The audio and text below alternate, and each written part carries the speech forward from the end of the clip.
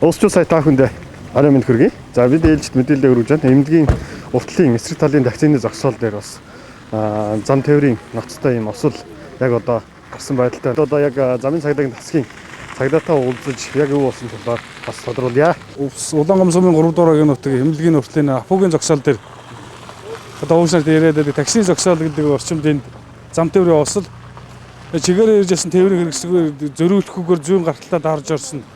Орж зам тээврийн осол гарсан байна.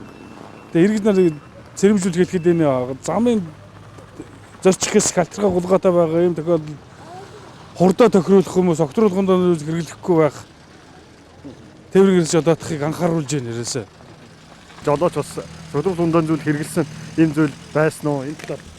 За одоохан дээр ямар ч байсан анхан шатны тандагч багжаар шалгаж үзэхэд согтруулгын дөрөв зүйл хэрэгэлсэн тогтоогдсон байна. Одоо дараагаараа цаашаа эргээд гүнзгийрүүл шалгана. Ер нь бол одоо яг ийм хальтрага гулгах үед одоо жолооч нарт бас сэрэмжлэг болгоод хэлэхэд ер нь Увс аймагт яг Улаангамсумд яг энэ зам тээврийн ослоос хэр бүртгэгдэж байна. Жолооч нарт бас анхаарал болгоод хэлвэл. За сүүлийн үед зам тээврийн осол ер нь бага байгаа. Ер нь тэгээд согтруулгын дөрөв зүйл хэрэгээс үүдээ тээврийн гэсэн жолоод нэг гэсэн зам тээврийн ослох үндсэн гол шалтгаан болоод байгаа байхгүй юу?